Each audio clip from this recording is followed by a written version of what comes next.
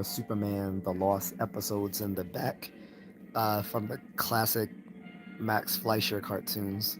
About to turn this off. Actually, I think the Lost episodes weren't produced by Fleischer. But what I'm about to do, I'm about to change the light so it can make it more palatable to look at my beautiful face. Just kidding. Um, but yeah. And I'm going to put on my cap.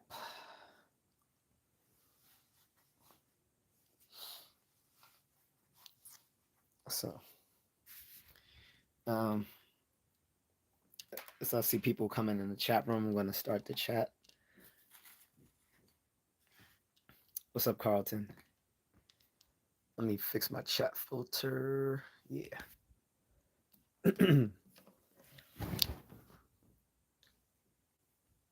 So,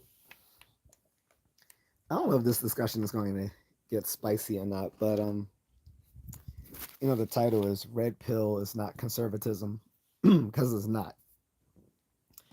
Um,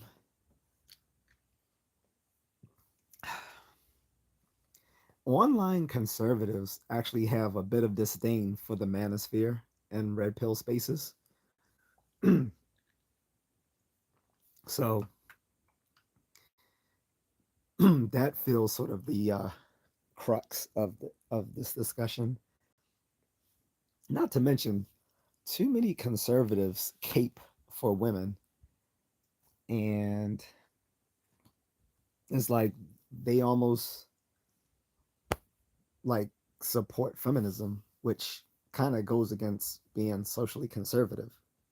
But a lot of social conservatives, like I said, promote being a simp.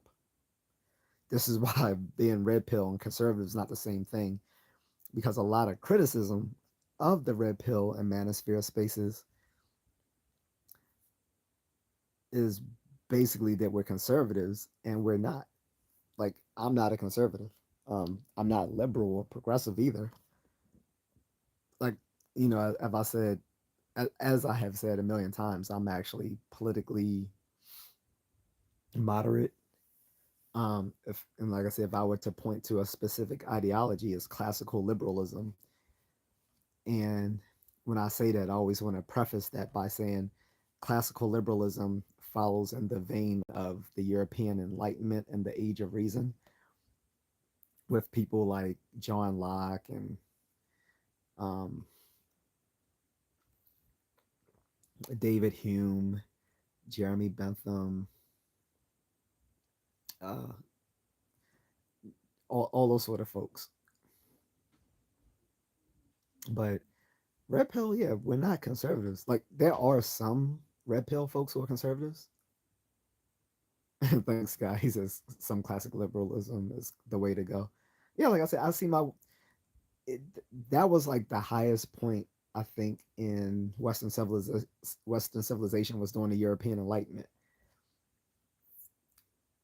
That is when we transcended from the Middle Ages to modern civilization during that formative period, and it was brought on through these Enlightenment thinkers, and part of what they gave us was classical liberalism.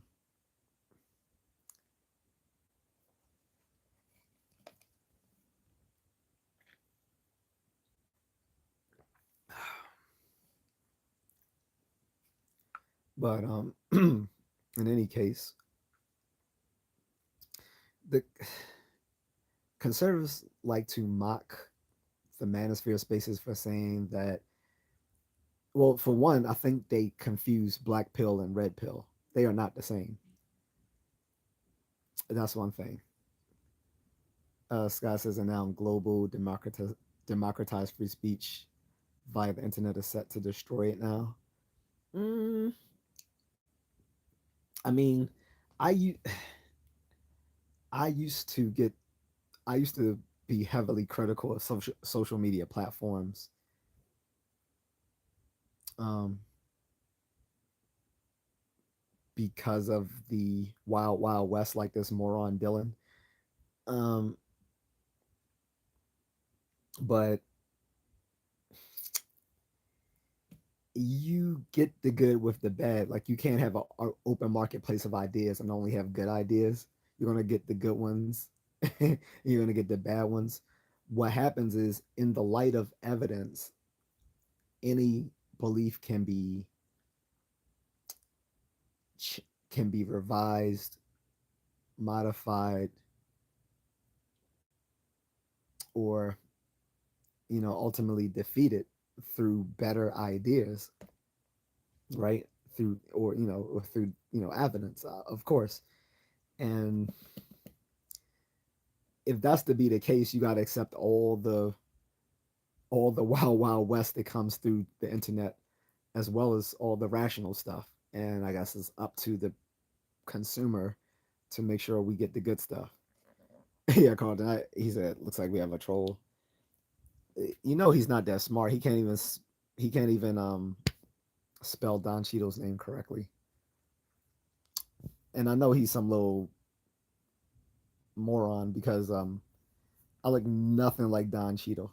Like, we're not the same complexion. We're not near the same age range. We don't have a similar physicality. So I don't care. Um, Scott says human beings naturally fall into the echo chambers and other human beings weaponize it. It's a tale old as time. Human beings were not built to handle unfettered free flow of information of this. Well, so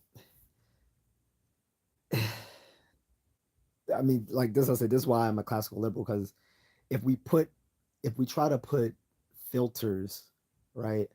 I mean, there should be some filters in the case of like dangerous speech, right? Like, the classic idea of yelling, yelling fire in a crowded theater, right?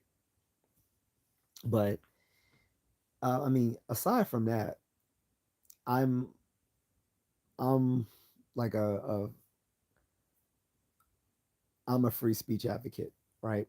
So with free speech, you get good speech, you get smart speech, you get stupid speech, um, and it's up to the better angels of our nature to bring forth those better ideas to counter all the bad ones.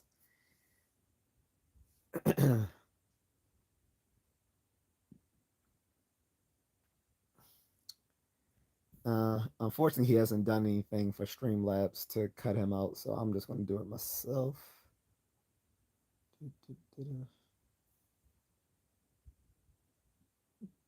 So yeah. In any case,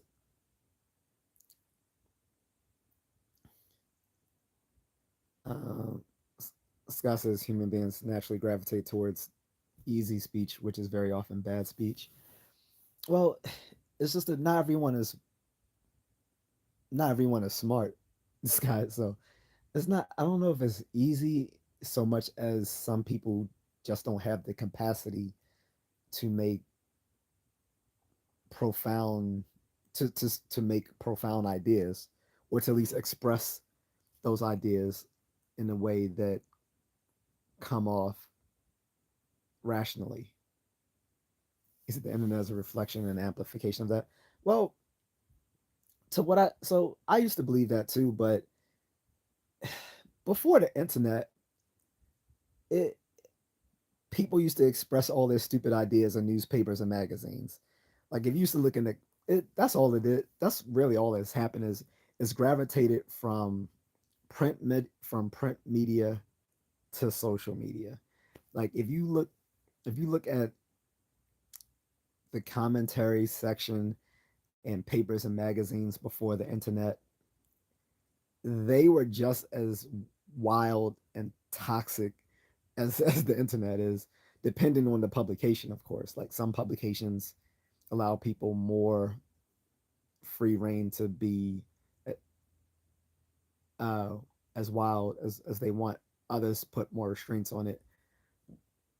But if you look at the tabloids, right? If you look at the, like I said, newspaper commentaries, you look at the magazine commentaries, there used to be some wild stuff. Like it would, like the stuff you will see in those comment sections in the old print media. If you read them today, you would think you were was reading stuff here online. Discusses, but it's not a singular collective governed by moneyed interests that want to disrupt society and pit everyone against each other.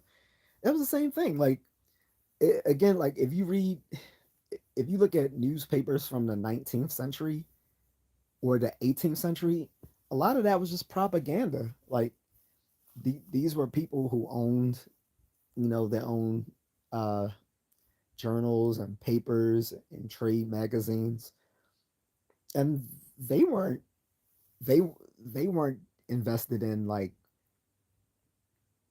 uh, the quality of the information. They wanted to publish, you know, their they wanted to publish their medium to make a lot of money. Like that's what I'm saying. Like we like to attribute everything to it's a maybe it's a recency, but it's a sort of a cognitive bias um, that we think a lot of the things going on now is completely uniquely bad.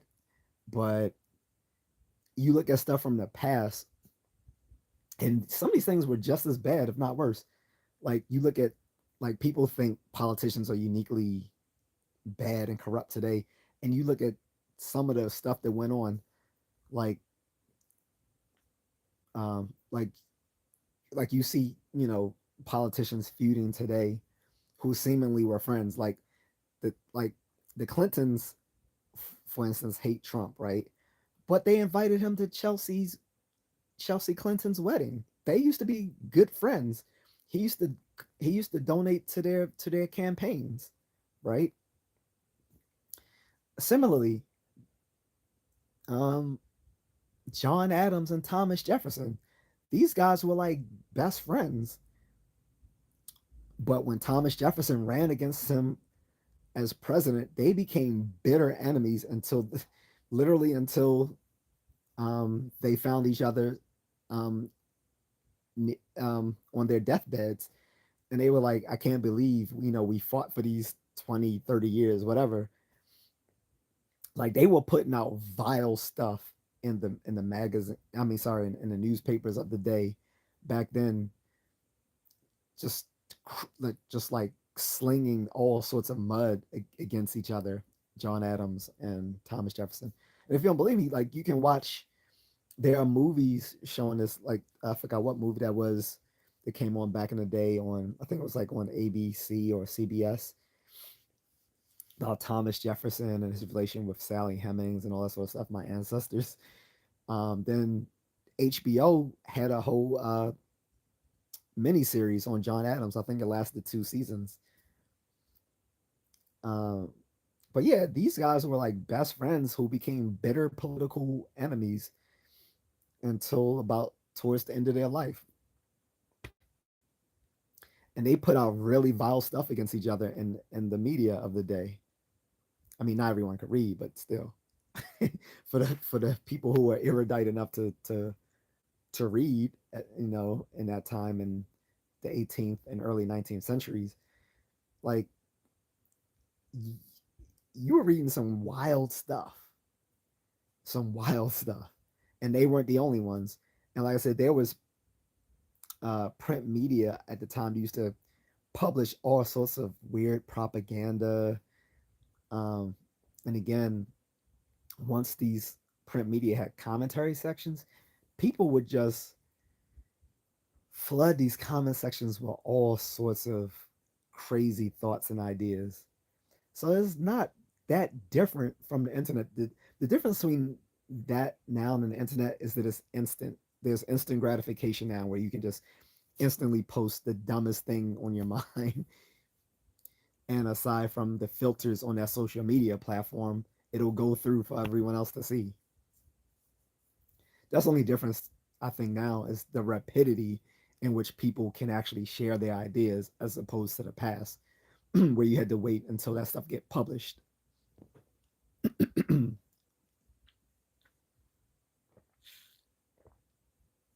But yeah, I think that's the biggest difference between yesterday's print media and today's social media. It's just the rapidity in which people can just um, share their ideas, both good and bad. Now maybe now also you might also add that the sheer quantity of information that people can share on the internet is more as well. So I'll give you that as well. So you can share information more quickly and you can share higher volumes of it on the internet. But other than that, I don't think the quality of the thoughts and ideas are uniquely different than what people shared in the past. That's my take. Like I said, just because, like I said, you don't have to take my word for it. Of course, like you can peruse um, old newspapers, like here online if you want. But if you want to do it old school, you can go like to the library. And do they still have the do they still have the old machines up where you can look at old issues of newspapers and magazines? The geez, someone in the chat room remind me what were those called? The little machines where you could scroll like old magazines and stuff that we had to do for research in school. Um, but in any case, yeah, I mean, if people don't believe me, like I said, go ahead and I mean, I'm sure you can find them here online too. Like, just look at some, look up old newspapers like the New York Times, the Wall Street Journal, Chicago Sun, um, the New York Post, and all these other publications. Look them up from like 50 years ago, 60 years ago, however far you can go back, right? And look at the comments that people left in those times um, prior to the internet. And you'll see that people were publishing just as vile stuff back then. Like it wasn't back then like people were publishing comments like they were the bard himself, William Shakespeare. It was the same type of morons. So, um, Scott says, but information being shared is being steered. The opinions being shared by others are not their own. They're shaped continuously by these money interests and their army of bots. Again, that's not new. There has always been vested interest by the people who provide the platforms for people to share their ideas. That's again, that's what I keep saying. That's not new. Every There's almost nothing new under the sun other than the new uh, other than other than the new tools we have to share information. That's not the fact that people, like I said, the people who ran these old trade journals and magazines and newspapers, pulp magazines, like they've all had interests, and yes, they would they would curate information in certain ways that profited them for their for their publications or their other businesses. That's not new. The fact that newspapers were owned by like a multimillionaire or certain information was managed, like managing the news is not a new idea. Managing the news again existed prior to the internet. Managing the news is the concept of big business and government um, basically controlling how information is put out to the public. That existed prior to the internet. Managing the news is not a new phenomenon that came about in the internet age. That happened prior to that. It would managing the news happened on TV news. It happened in print media. So that's not new. I'm not saying, and that's not really a good thing either. But managing the news by big business and government didn't happen, didn't start with the internet. That happened prior to the internet. Um, or the owners of print media platforms putting out stuff that coincided with their own personal interests. Again, that's not new either. So whether you have someone like Jeff Bezos who controls what does and doesn't get published in the Washington Post, no is no different from millionaires back in the day controlling what goes in and out of a came in and out of a magazine or newspaper. That stuff is not new. Microfiche machines. Yep, that's what I was trying to say. Thank you. The microfiche. I think I think if you go to a library, you can still find microfiche. I think, but usually there's a huge like internet workstation when you go into most libraries today. But I'm pretty sure if you ask, I'm sure there's still like a section where you can go to the microfiche because I'm sure some of those older print media was never like republished online. So probably the only way you can find some of that older information might be through microfiche. Scott says, I think, yep. No, you're right. He says, I think that's what they were called. Carlton says, morons, they just have the internet. Right. Like I said, the only difference now with the internet is just you can just share dumb ideas more quickly and you can share it at a higher volume than you could in the past. Like it might take you a few days before your dumb idea gets seen by everyone else back in the yesteryear. But today you can publish something like you can share a dumb idea, right? And it's going to be instantly available 5 seconds later. I think your channel is trash. You are a blah blah blah person. And I think that because everyone else thinks it too. So I am not unique in that regard. I am smart. Hit send. I'm just using it as a dumb example, but the one thing the internet has done, I guess, is just let people share ideas more quickly, whether good or bad. But again, as much as we can condemn the internet for all the bad stuff shared, you gotta praise it for all the good stuff shared too. One doesn't come without the other. Like the internet, like any form of media, is merely a tool, and you can't have the good without the bad. Plus, then the question becomes, okay, so let's say we're going to regulate the internet or any other sort of media so that only good ideas come through. Well, who decides what are the good ideas, right? And this gets into my larger conversation about why red pill is not the same as conservatism. Who who says what the good ideas are and what they aren't? On what metric are they using? And should everyone go along with that metric? Like you get what I'm saying? Like there are like don't get me wrong, there are the principles of reason, there are the laws of logic,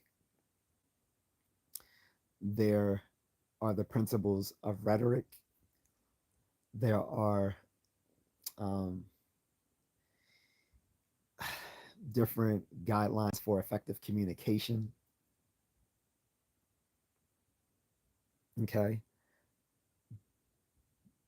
but aside from that, who decides what's good ideas, what's bad ideas, and how do we know that these people are going by the principles of reason and logic and rhetoric and not just their own personal biases? Like, who decides that unless we let everyone have a seat at the table, right? This is why I'm a classical liberal. Scott says it's not new. It's the scale and the severity of it and the speed of it that is the sticking point. Sorry. those are the crucial differences that is destroying us. Yeah, I agree. Like that's so. Like I said, I think we agreed on that. Like I said, it's not. It isn't new under the sun. What's difference is the scale of information. Like we live in the information. We live under information overload today. So I think we both agree on that point. Like we live in an era of information overload, and two, it's the sheer volume and speed with which we can come in contact with other people's ideas online that can be problematic. However, you don't have to look at that. You, even though we face an information overload, we don't actually have to look at it, right? So we still find the choice of not looking at it.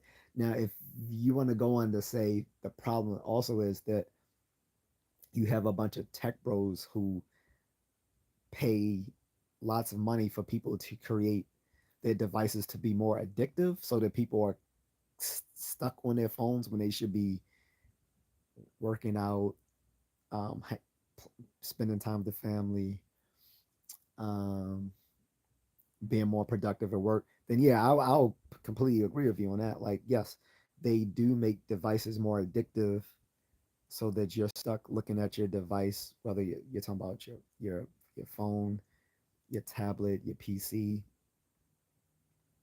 even like what your smartwatch or whatever. Like, yeah, they try to make these things as addictive as possible. For that's for one reason why I do certain things to reduce that. Like I turn off I turned off all the notifications for my apps, other than like the stuff that are like necessary, right? I'm not going to be getting constant email notifications and constant instant messages or whatever text messages and stuff. Um, I put on my do not disturb after 9 p.m. like, and it doesn't come back on until like 8:30 a.m. And the only reason it's 8:30 is just because I want to be up there early to converse with my wife that early in the morning. But otherwise, it would have been like 9:30. And I know people say, "Well, what if someone needs you back?" I'm like, "Well," I was like, first of all, I mean, at that early in the morning, like, what kind of emergency could it be? Like, they're better off calling the police. So, but anyway, getting back to the point, Carlton says state-run media. Yeah, that state-run media was the problem with PBS and CPR, the Corporation for Public Broadcasting that owns PBS and NPR, is that you're making whereas look, don't get me wrong, I love PBS and I like NPR too, but a lot of people, but let's be clear, PBS and NPR are left-leaning sources of media. For them to pretend that they're not would be disingenuous. And on top of that, there's a lot of people in the country that don't agree with ideas shared on PBS or on NPR through the corporate uh, through the through the CPS. What was it? CBS? Not CBS. Sorry,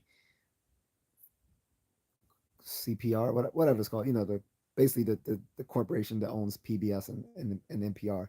A lot of people don't agree with their left leaning ideas.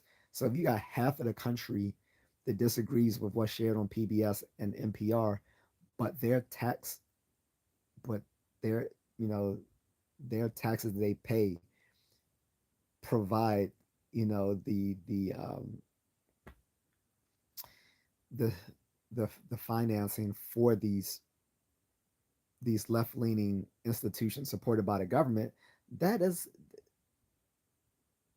that's problematic, right? And that would be a form of state run media. We don't want that in a not in a in a so called nonprofit um, media that is you know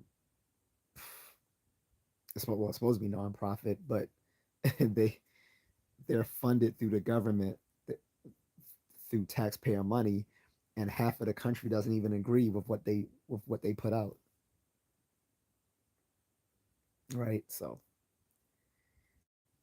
Scott says because it's not just news, it's every aspect of society on a global scale. There's no way out except to disconnect from the internet and focus on IRL personal relationships to escape it. Well, yeah, again, you can reduce how much you are invested on in social media. Like no one says you have to have Facebook, you have to be on TikTok, you have to you have to be on YouTube. Like you can choose not to use these things. It's it's a I think it's a false dilemma between saying either like you become a luddite or you just become fully invested in every single thing on the internet. There are degrees of usage, and it's up to individual users to curate how much of it they use. Like I said, over in China, they don't give people a choice. They tell them, look, children under the age of 18 can only use the internet for X amount of hours. They can only be on video games X amount of time, and that's it because they don't trust that their parents are gonna do the right thing. And I don't know, is that what you're saying? We need here is that basically the government has to step in and say, y'all don't need to be online 12 hours a day, okay? And most and people on it longer than that really. But say, look, you don't need to be on online 12, 15 hours a day. You don't need to be playing uh, PS5 5, 6 hours a day. Um, it's time for you to turn off Instagram. Like it's so bad that Meta has built into IG and Facebook time off periods where you can tell it where it tells you you've been on X amount of time. Maybe you should take a break. That's how bad it's gotten it because these platforms are addictive. The devices on which they're used are addictive. But it look what come here's here's the thing when it comes to personal freedom as a classical liberal. Okay, and classical liberalism is very close to libertarianism as well, right? What comes with personal freedom is also personal responsibility.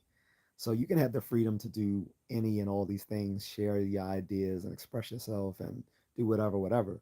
But you also have the responsibility to do things in a rational manner, or you suffer the consequences, not other people. So it goes both ways. Whereas you, whereas classical liberal, whereas classical liberalism puts a lot of emphasis on freedom, whether you're talking about religious freedom, political freedom, economic freedom, and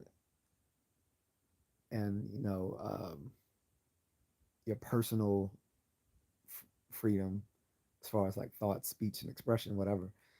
What comes with that also is personal responsibility. So it's really no one's fault other than your own if you choose to waste your entire day just going down a rabbit hole of things on YouTube or Facebook or Instagram or Snapchat or TikTok. Like it's ultimately up to you. So Carlton says, for example, we had one Wendy Williams back in the day. Yeah. But today we had thousands of them. They're getting sued too for slander. Yeah.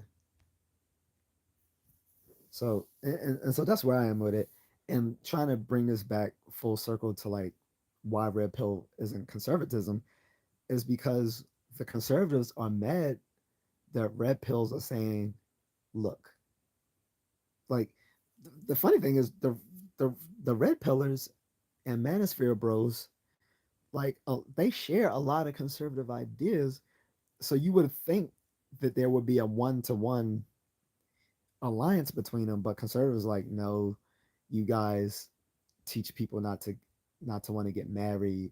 You tell them that men sh- men should only provide and protect for women who are who are feminine and such. And like, yeah, like telling men, and I had this debate with someone the other day on the page of this content creator named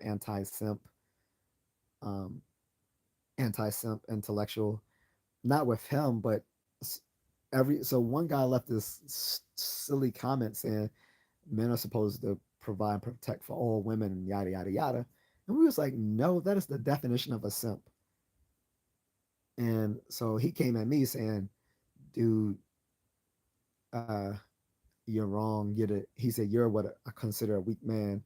You're supposed to provide and protect for your wife and child and stuff like that. And I was like, you're moving the goalposts. No one said you don't provide and protect for your wife and your children. That you chose to be with her. You made vows, and you have legal obligations to her and your children, your biological children. That is not the same as saying men generally should provide and protect for all women. I said, especially in a society where they've broken the social contract. Like, it doesn't make sense that you still hold up your end of the social contract, whereas they're allowed to break theirs.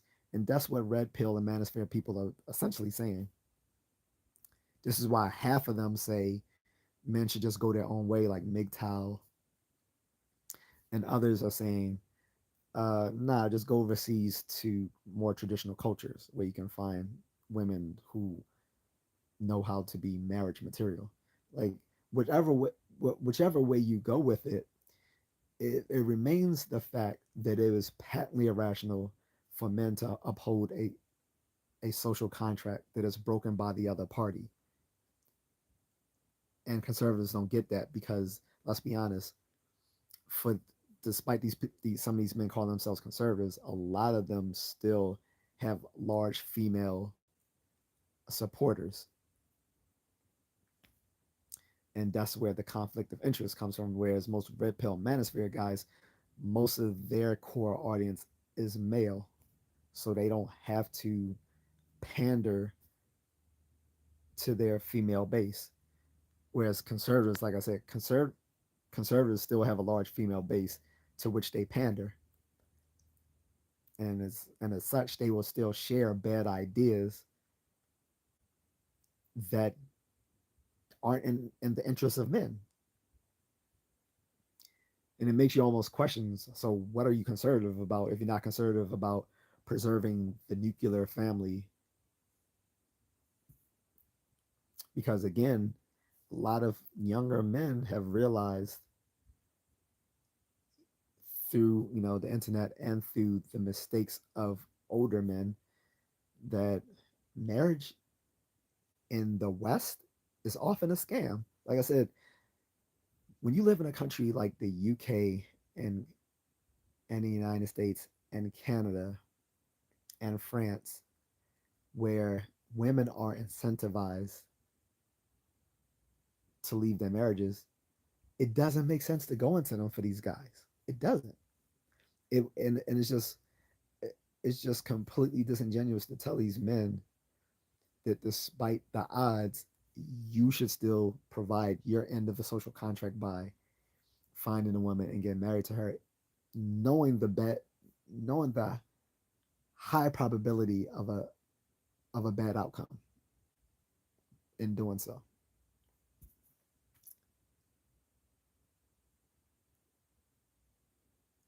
Carlton says, yep, they're aligned on some things. He says protecting all women can lead you to the spirit realm. Don't play Superman. Exactly. I'm not walking around with S on my chest. Like, as much as I dog my father out, like he's giving me some good instruction, life advice. He said when I was 13, like he's like, when you see stuff happening, you you mind your own business. He said, don't try to be a superhero. Being a superhero works in the comic books because one, they have superpowers, and two, they don't face the legal ramifications these of vigilantism that a regular person would in real life. In real life, you step out there trying to be a hero,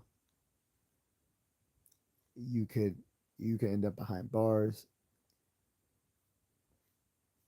You could end up in heaven listening to Tupac and Biggie,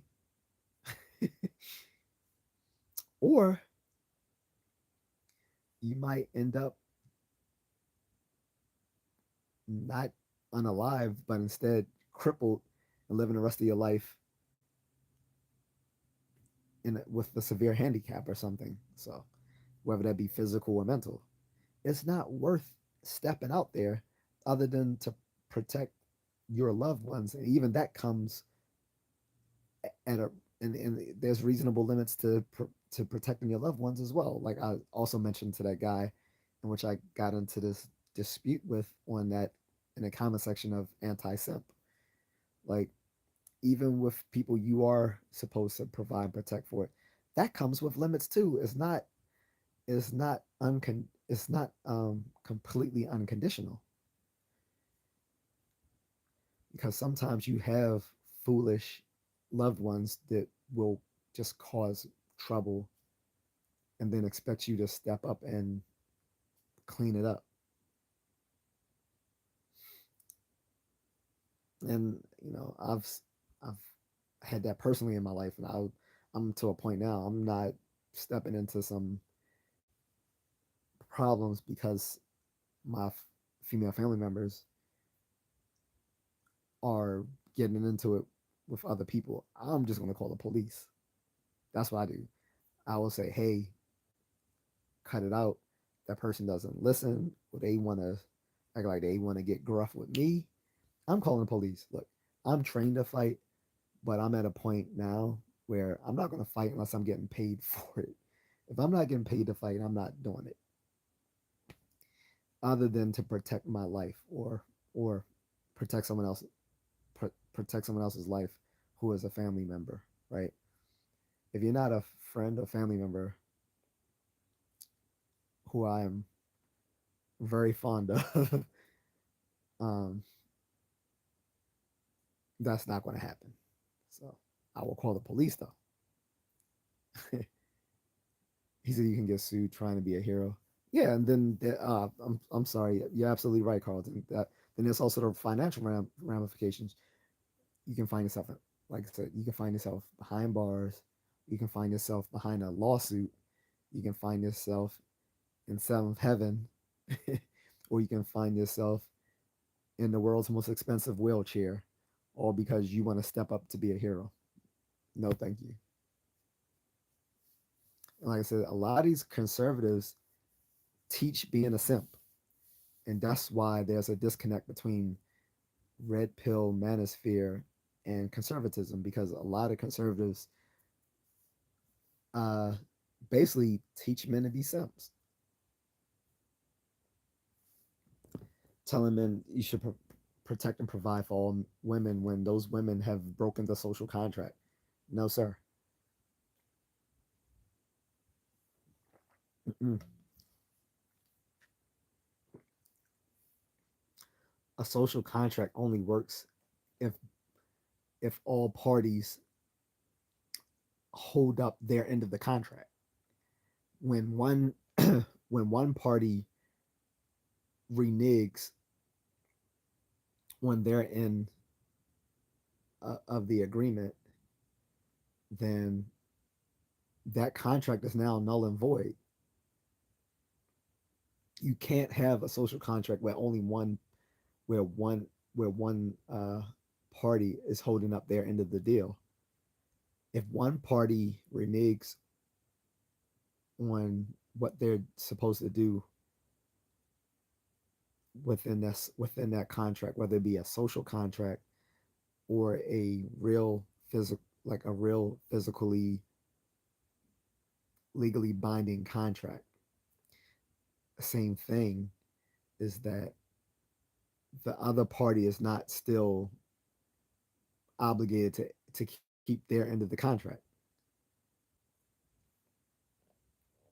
So it's like, so for instance, if you enter a contract where you're supposed to build something for someone and they're supposed to pay you for their service, and then as you're starting to build, this person decides they're just not going to pay you, you're not obligated to keep finishing building that project. Once they reneged on paying you for it, you are not still obligated to keep building that project for them.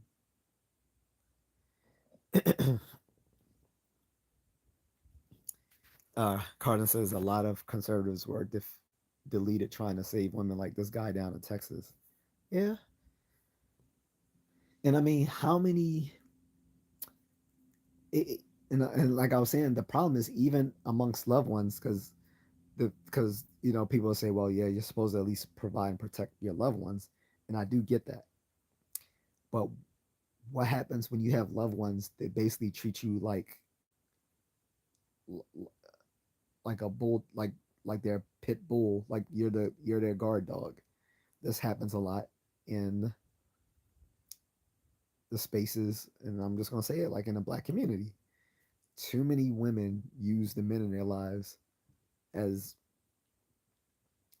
like just like their personal guard dogs. Like they'll get into something with another grown man knowing they can't fight this grown man, so then they go get their uncle, or they get their brother, or they get their son, or they get their husband, and put their life, in danger, in peril. And it's like when they send these black men out to defend their honor because they got into a fight that they can't finish, they're basically saying, I don't care if you get locked up or get killed over something that I started with another man that when I could have just kept my mouth shut. It's different if someone just patently assaults your loved one, like they're just minding their business and they're assaulted by someone. Then yeah, then you step up and do what you got to do. But when it just comes to a rile started through like people not being able to control their mouths, that's not worth it. It's not worth it.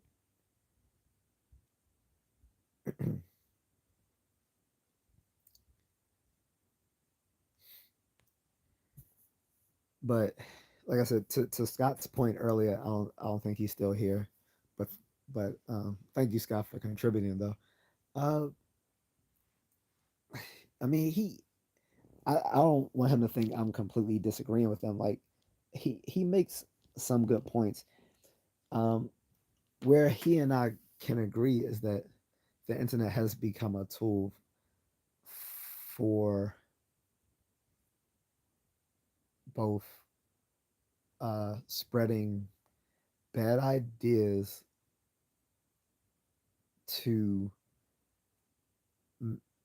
to the sheer masses of people out there, and yes, the internet, because these media platforms all are owned by different people who want to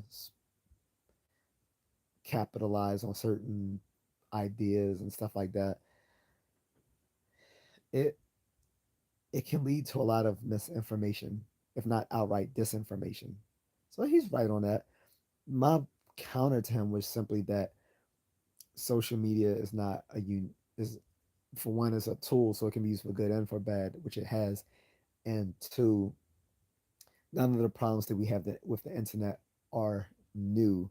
It's just the sheer size of it is worse than it was in the past. But basically, everything that you could complain about social media was also true of print media 50 years ago.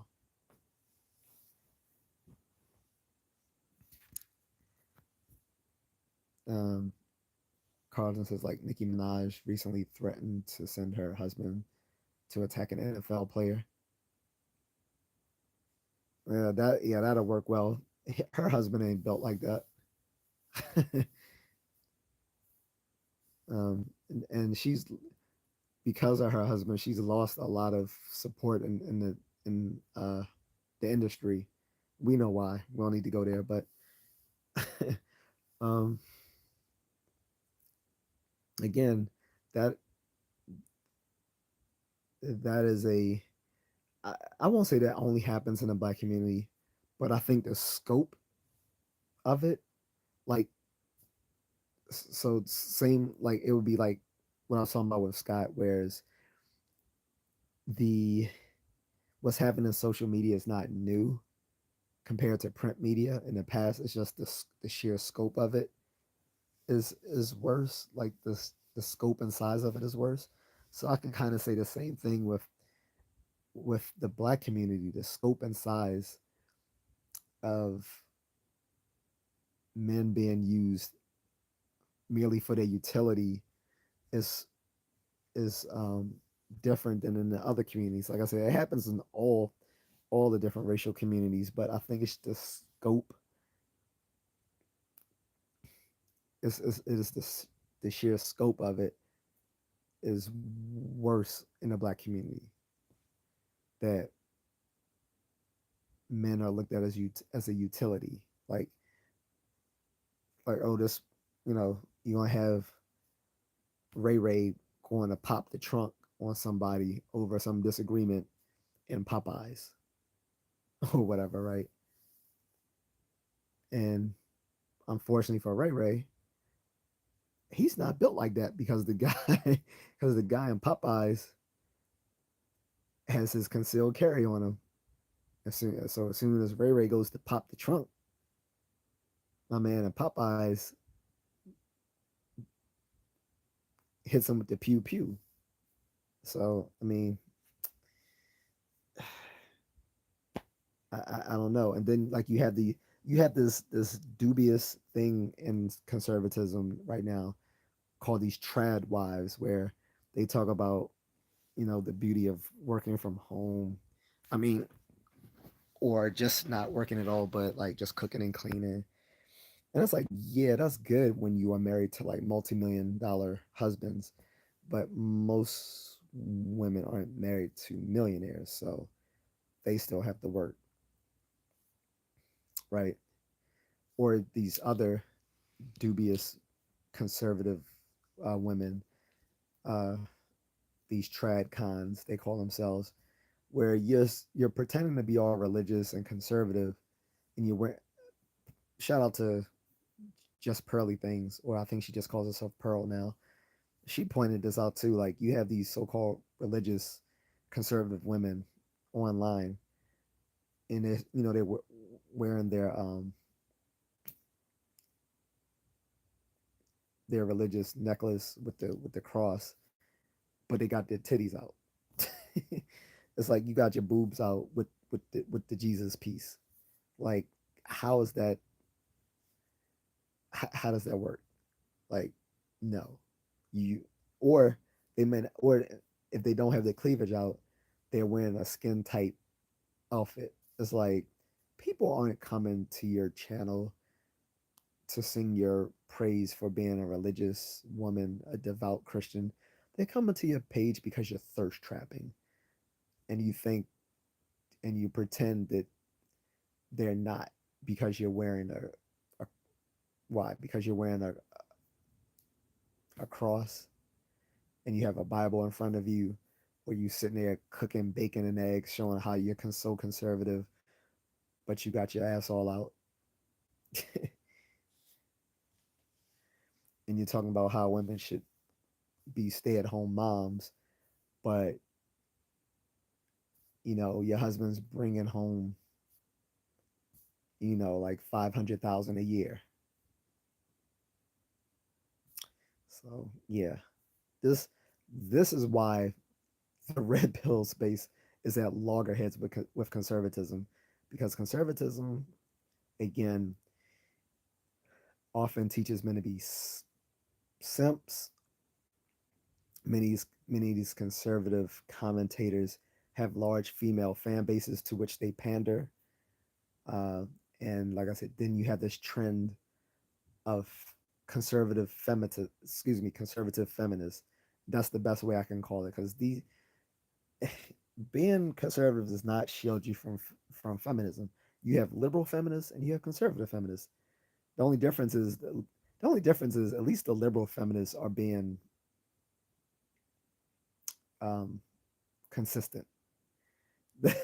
The conservative feminists think they are on the side of men, and they're really not. They still, you know, they're still all about this sort of social inequity that works out in women's behavior while still expecting equal outcomes, which is incoherent. You can't want equal. You I don't know how to portray it because I don't want to miss. I don't want to make a straw man of their views and confuse it with liberal feminism. Liberal feminists, like I said, preach egalitarianism, but still but still expect preferential treatment, and that's incoherent on their end. You can't want egalitarianism and preferential treatment at the same time and in the same respects. On the other hand, with conservatives, they don't preach egalitarianism, but they still want the preferential treatment that women should have while also wanting to be non-traditional women. Where but then you also have the ones who do want to be traditional women, but only if they can get a man, but only if they can get a man who's like in the 1%. So they're only willing to submit and be traditional if they're with a guy in which they no longer have to work. Sure. Because those sort of guys are abundant to every woman, right?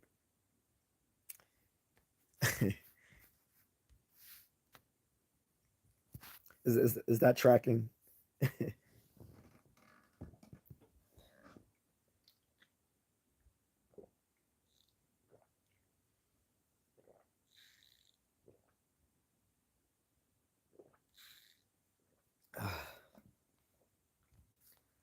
Sorry, I had to wet the whistle there. Pause.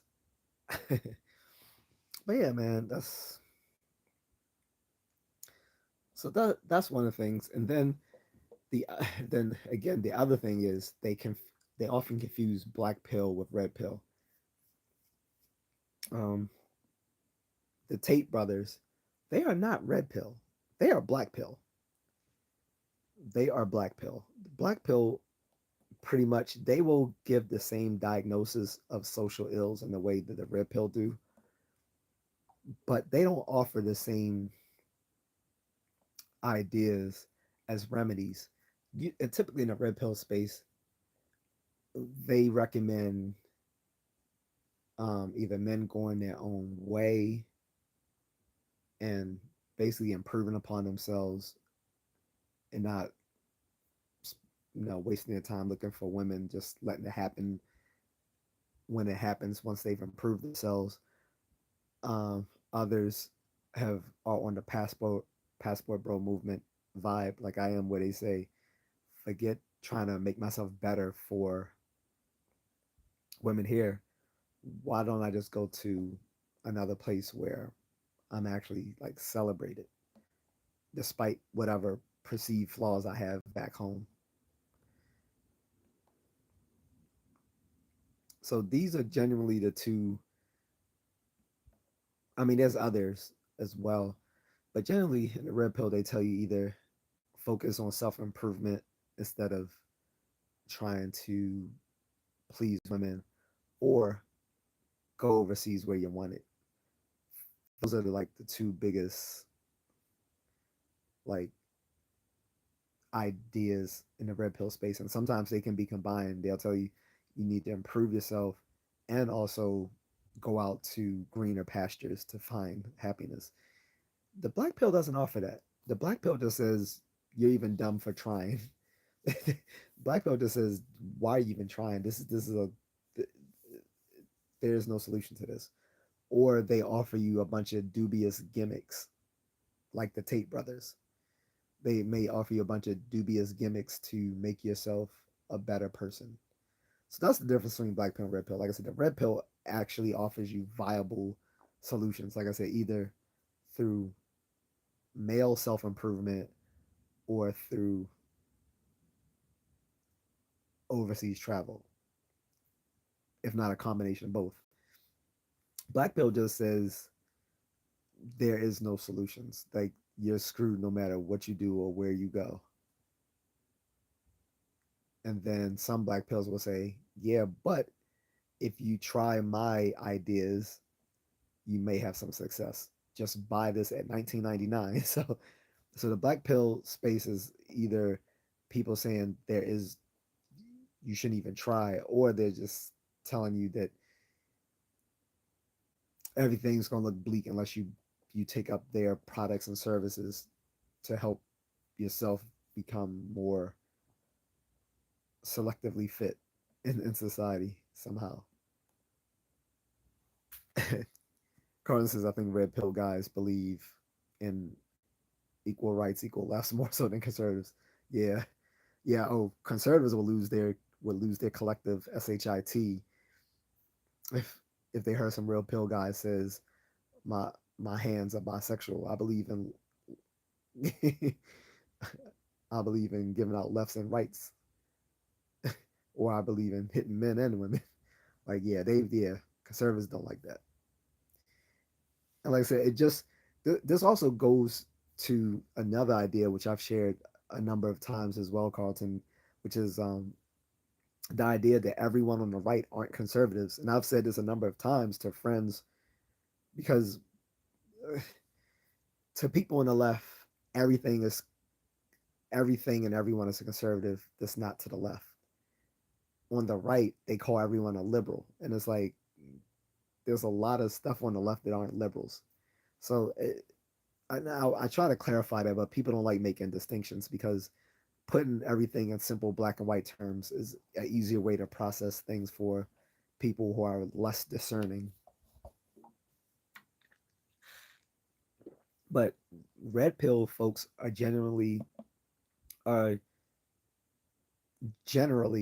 either moderate either moderates or they're more to the right, but they're not conservatives because like I said, conservatives or the trad cons, whatever you want to call them, they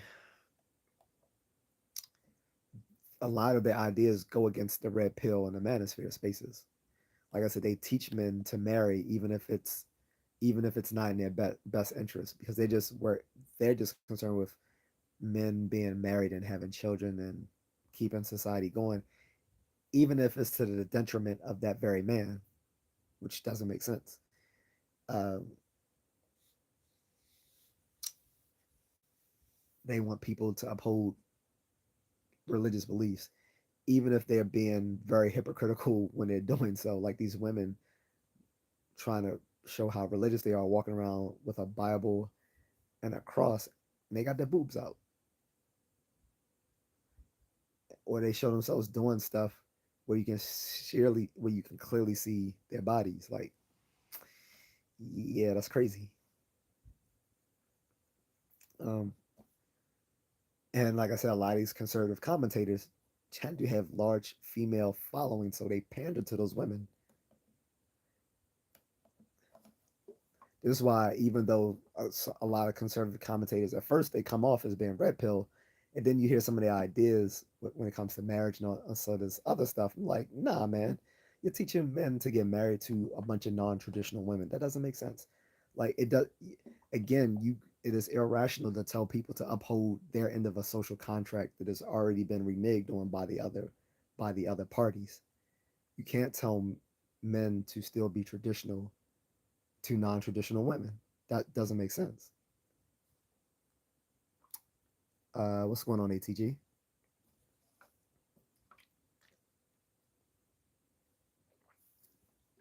But yeah, chat. I mean, am I wrong in that? Like I said, the difference. Like I said, ultimately, I find the difference between red pill and conservatives is that red pills are saying, look, we are not going to. We want to be traditional, but we expect traditional women in return, and that means that in doing so, we would rather stay single than be married to women who are going to ruin our lives. And if these conservatives were truly conservative, they would know that even the Bible supports the red pill ideology on that. Like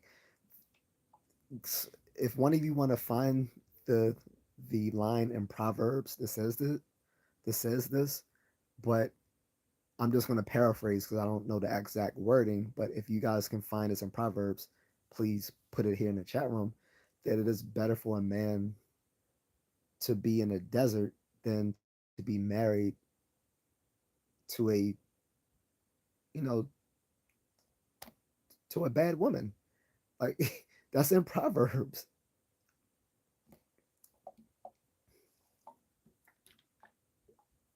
And so Red Pill is basically saying it was like, look, the Red Pill is basically saying, look, I rather it's better for guys to just be single and improve themselves than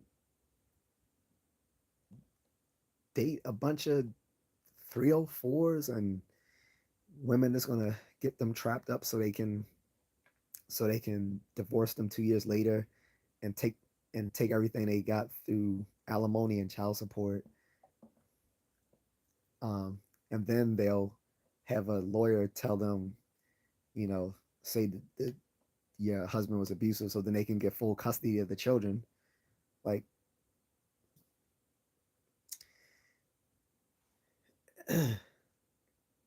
Carter says that female conservatives will also wear American flag bikinis to show off their goods. Yeah, exactly.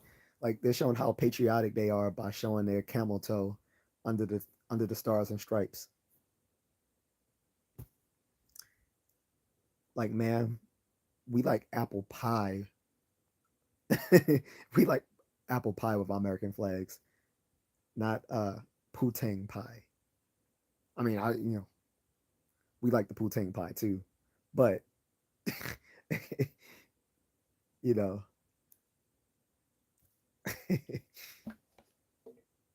what's up, Moonlit? Oh, Pablo's one of your friends, Moonlit. I didn't know that.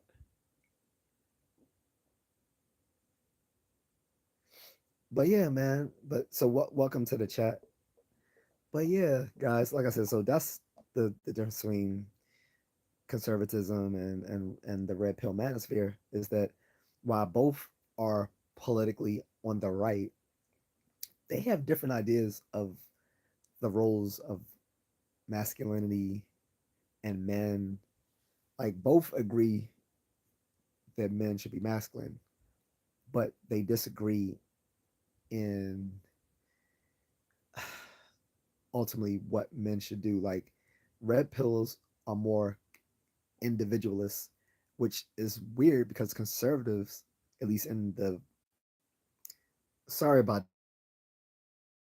I had to I'm back. I'm sorry. Oh, and I realized I missed a lot of um I missed a lot of comment. Connection went down. We're back. I think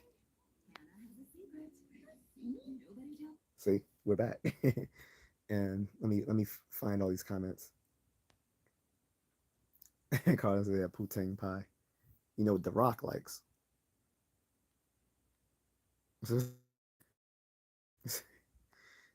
Melissa says, how you contrarian and Carl, everyone.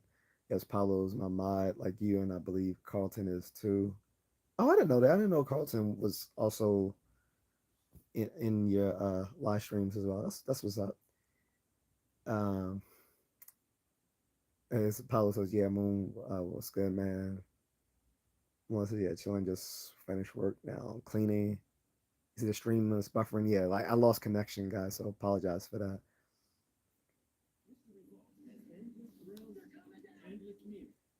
So yeah, where was that? So yeah, I was making fun of the so-called trad wives and trad cons, and you got, like I said, these women with the boobs out, with wearing the crucifix.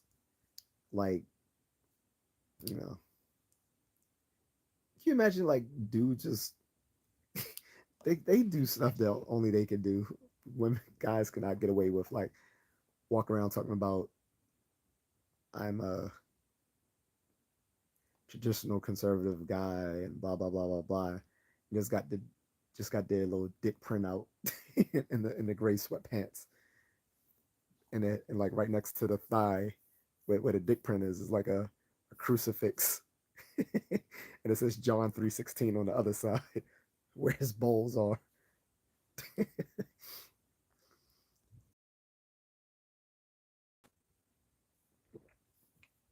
I guess it would be John, but whatever. In any case, yeah, like I said, conservative men, conservative commentators teach men to be simps, and it's been thought before because originally red pillars thought they were on the same side as the conservatives, but conservatives made it known that they did not reciprocate that that that alliance. Whether you're talking about like the Daily Mail, I mean, what's the Daily Wire with like Ben Shapiro and others, like Matt Walsh and all of those. These guys teach men to be simps, whereas I'll agree with them a lot on a lot of ideas about politics, but when it comes to like things, when it comes to relationships and the role of men in society, they teach men to be simps because again, they are pandering to a large female base. And like I said, teaching men that they should get married to unmarriageable women doesn't make sense. And like I said, because a lot of these conservatives are tend to be religious as well, it teaches them in the Bible, like I said, like in Proverbs, it's better for a man to live in a desert than to be in a marriage to a ruinous woman.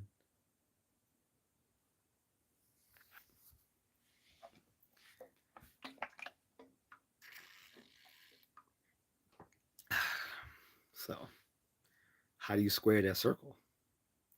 And it just goes to show that you can be politically on the right without being a conservative, because that's where I am. I'm politically on the right, but I'm not a conservative. I'm a classical liberal. I believe in individualism, which is what's preached by the red pill space, because the red pill believes it's better for a man to seek his own personal happiness than to keep society afloat by he being miserable, right? Um, so, like I said, the pillars: individualism, political freedom, economic, right? Free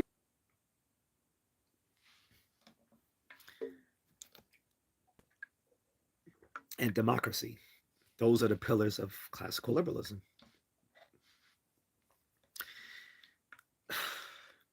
And to teach and to why does I keep doing that?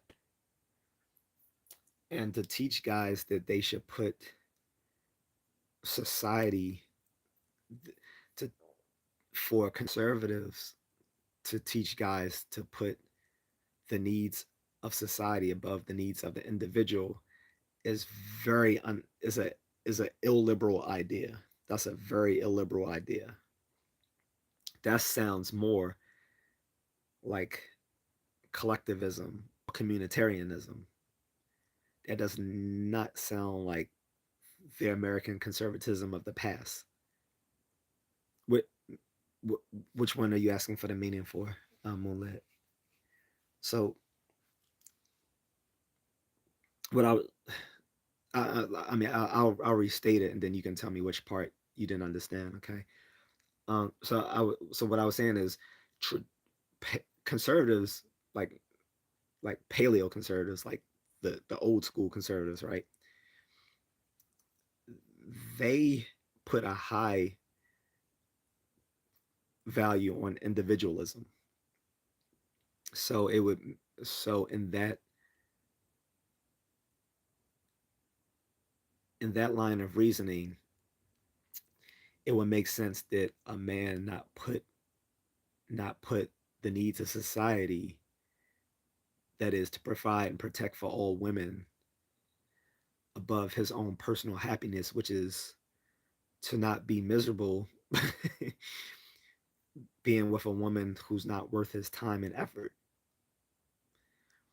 And again, like I said, it literally says that in Proverbs, it's better for a man to live in a desert than to be married to a ruinous woman. Um, and I'm paraphrasing that, of course, but the conservatives commentators would teach men, no, you guys are just, you guys are just entitled and soft. You should be, mind you, I'm a married man, so I want to make this clear. I'm a married man, but to say generally, all men, like their role in society is to provide and protect for women and to uphold society, a society in which no these men can't afford houses, don't own, really don't own anything. They don't really own anything. They don't own property. Many of them don't own cars. Like they can't afford a wife, and even if they could, they know these women aren't only see them as a utility. And it's like the conservatives still expect these men to be traditional, even to non-traditional women, to modern women. It is unreasonable to demand that traditional men um, uphold their end of the social contract to modern women. Modern women deserve modern men. Traditional men deserve traditional women. And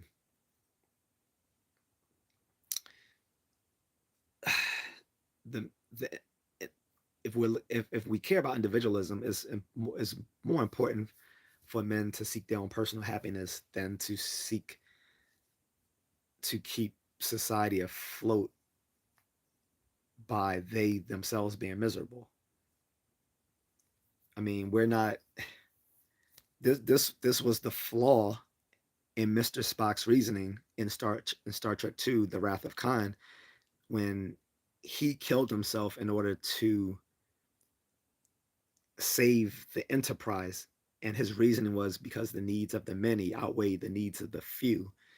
But in Star Trek 3, The Search for Spock, Admiral Kirk risked his life, his crew's life, the the Enterprise itself, his rank, and a possible war with the Klingon Empire to go to this new Genesis planet to find his friend, in which he became aware that he might be still alive. He risked it all just to save Spock on a hunch. He didn't even know that Spock was actually still living on that planet, other than he had a hunch that the planet could restore life. And in doing so, he risked it all. And Spock was like, why in the world would you risk literally everything just to come out here and save me?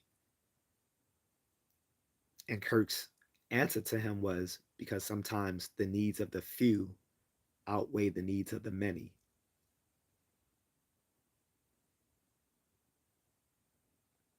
And that is individualism in a nutshell. Don't tell men to be traditional to a bunch of 304s, feminists, and women who just see them as a utility. Guys are thrive on rationality. When they know they're getting a raw deal, even if they can't articulate it, they're not going to keep going along with it. This is why despot governments are overthrown. People only put up with BS for so long, particularly men.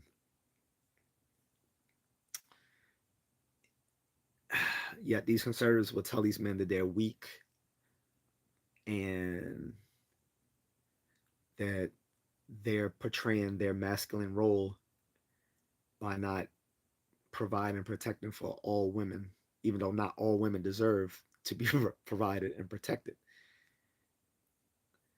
They should only provide and protect the women they choose as their wives. Not all women, not all children. Let these 304s and their little bastard fuck trophies fend for themselves.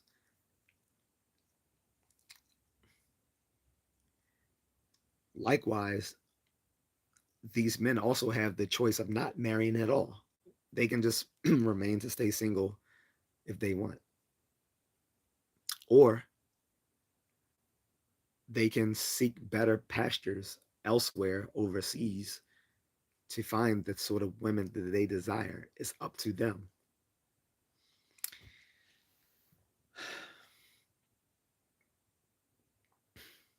And ultimately, like I said, the red pill space has gotten to the point where they're saying, guys, just stay single and improve and work on your self improvement. Or they say, guys, forget about trying to become better men for mediocre women. Just go overseas. Either solution is better than, again, settling down just for the sake of settling down with shitty women. And until and only until conservatives have an answer for that, we shouldn't listen to them. Okay.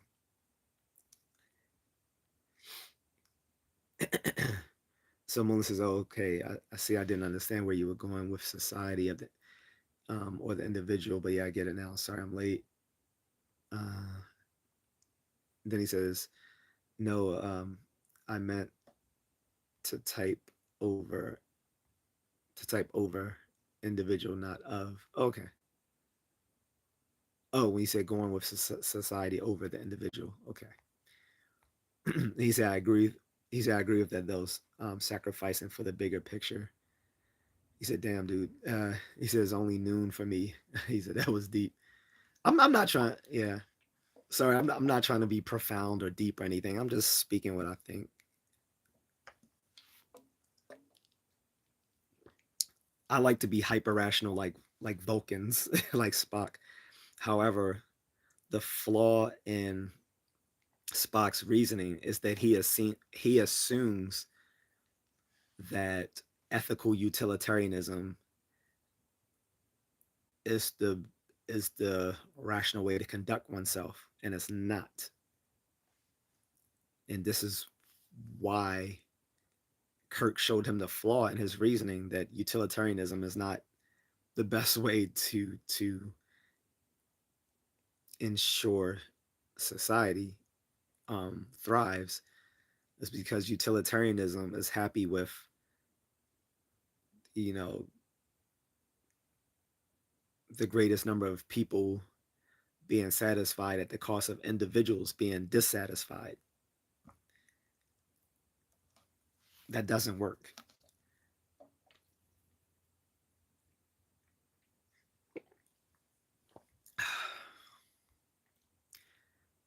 Melissa says, agree, men and women should not settle with someone that won't treat them better and uplift each other. Yeah, and like I said earlier, generally, it is the case that when a social contract is broken, just like a business contract by one part by one side of by one of the parties, you know,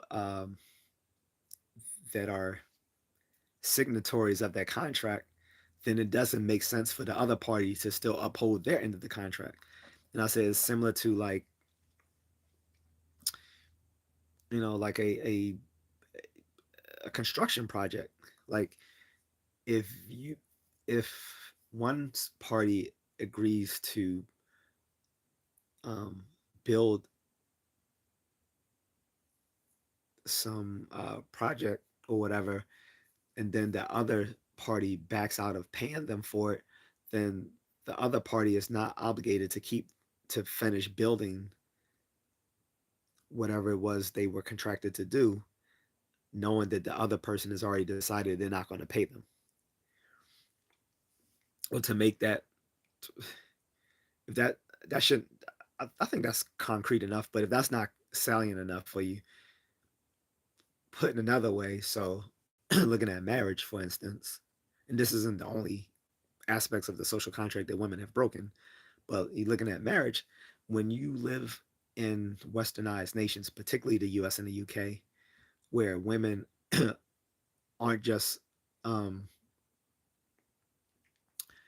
they're not only um, allowed, but actually incentivized to end a marriage where in doing so they will receive more out of it than if they stayed in the marriage, then what incentive does that have for the men to enter a marriage where they know that um, the state, where they know that the state has incentivized women to to break those contracts, those marriage contracts?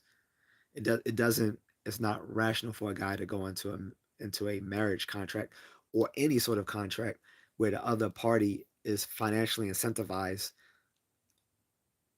to renege on that contract. It doesn't make sense.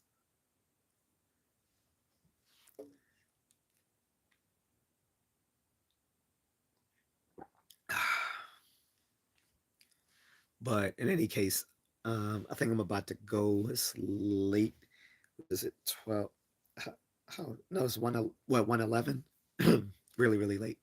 So I'm about to go get some more water for my voice. Stay hydrated.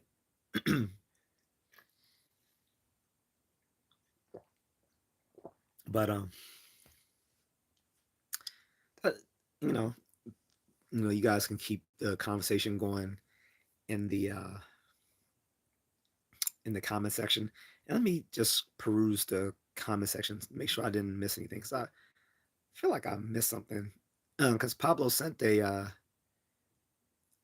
looked like he sent a sticker. I think he sent a super sticker. If so, thank you, Pablo. Looked like he sent a super sticker, if I'm not incorrect here. So I appreciate that, Pablo. Sorry if I didn't acknowledge it earlier, but that's when my internet connection cut out. And I hope he comes back, Moonlit.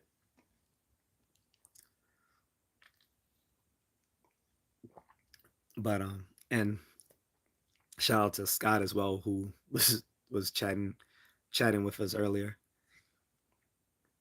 I hope he returns. But yeah, guys, keep it going in the comment section. If you guys, like the content, like these little late night bull sessions, um, you can help me out through sending me a super thanks, or you can hit the Cash App. Those links are in the description. Or you can buy me a coffee because I drink a lot of coffee during the day. I stopped doing it at night because it keeps me up all night. But yeah, Melissa says, cool. I'll rewatch. Have a good night. Yeah, I saw the CG sticker pop up. That a super sticker, Moonlit? I think that was a super sticker, I believe, because I haven't seen that one before. Pause. Carden says, will you be covering the Raja Jackson issue since you're a trained martial artist? Actually, the funny thing is my friend brought that up to me 2 days ago, and I told him I haven't watched it yet because I actually wanted to. I think I will because I want to cover it from two ends because it involved both a martial artist and a veteran and a military veteran. So I'm gonna look into it. I had some conflicting information on what actually happened, so I want to make sure I know what I'm talking about before I discuss it. That's why I haven't really discussed it because I don't know what's going on. So I'm gonna look into it, and